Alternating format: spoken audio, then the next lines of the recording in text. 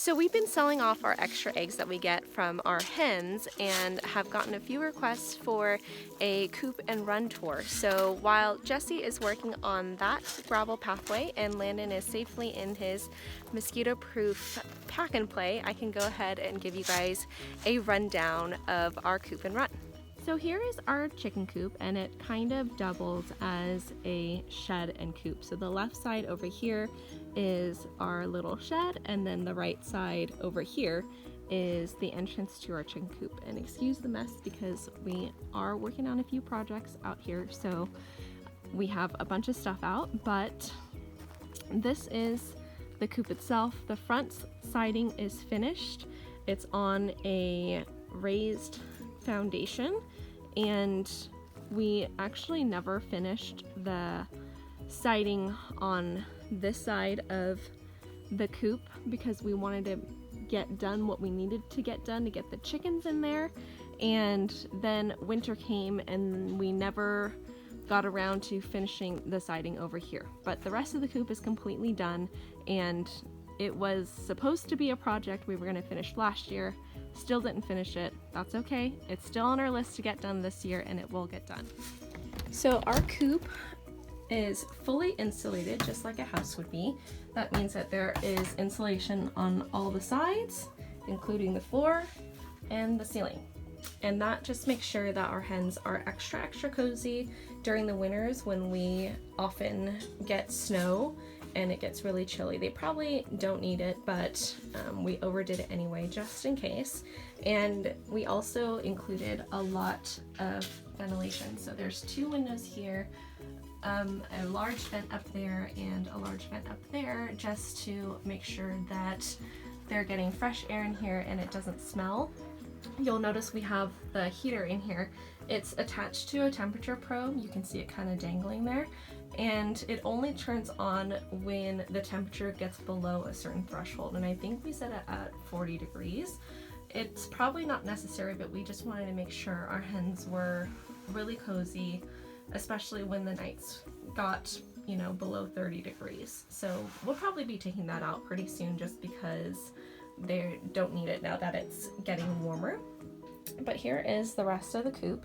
We've got the roosting bars, 2 droppings boards that I fill with sweet PDZ. It's just these tiny little granules, and it really helps to keep the smell down. I just come in with the litter box scoop, I scoop it out, and then it goes into this bucket, which gets added to the compost pile. So super easy.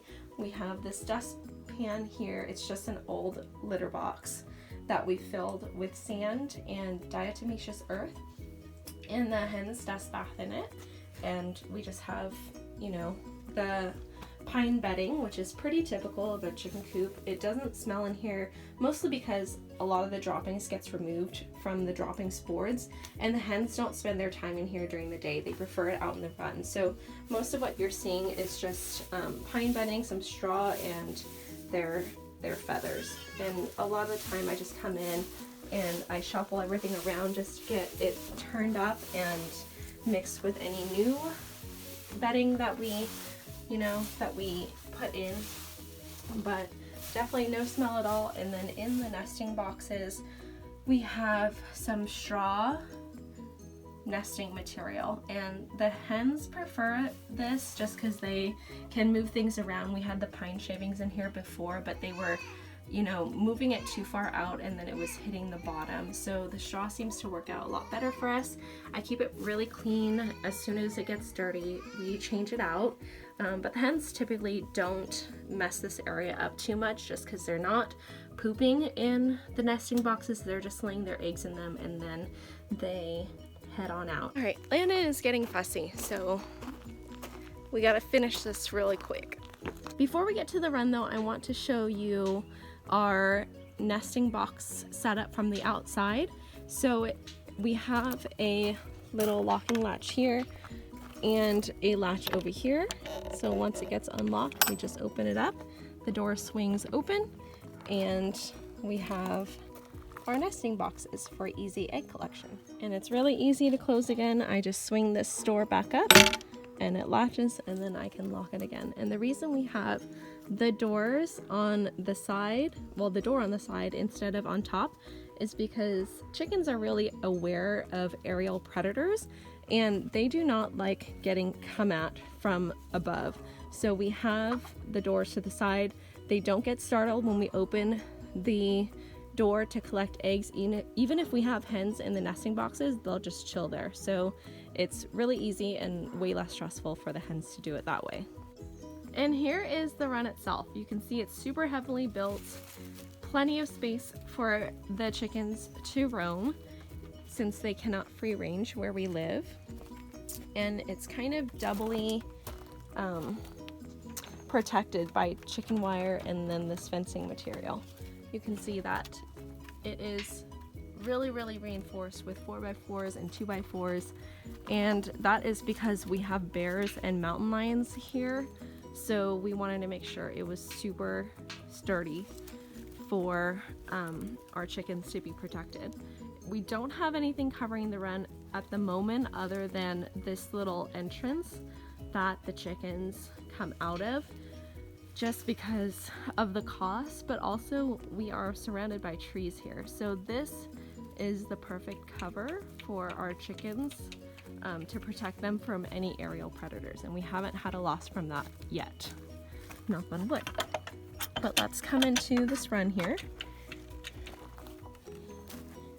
And here's the chickens' entryway. They have a little ramp that comes out from their coop. We have the automatic door on the outside that opens and closes at sunrise and sunset. And coming from the entryway, we have the rest of the run, which is, as you can see, is a lot of space for 7 chickens. And they will spend all day out here until the sun sets, and they just go right back into the coop. But in the meantime, it is pretty bare just because we haven't really done anything with the area. We just have a little compost pile going over there that the chickens dig through and turn for us. And we have this water connection here in case we need to refill their water. But we do have plans to get some things planted in here that can double as feed for the chickens, but also some sun protection. And that's pretty much it as far as the coop and run go. We will be posting more videos about other projects we'll be working on our little homestead, so stay tuned for that. Don't forget to like and subscribe, and have a wonderful day.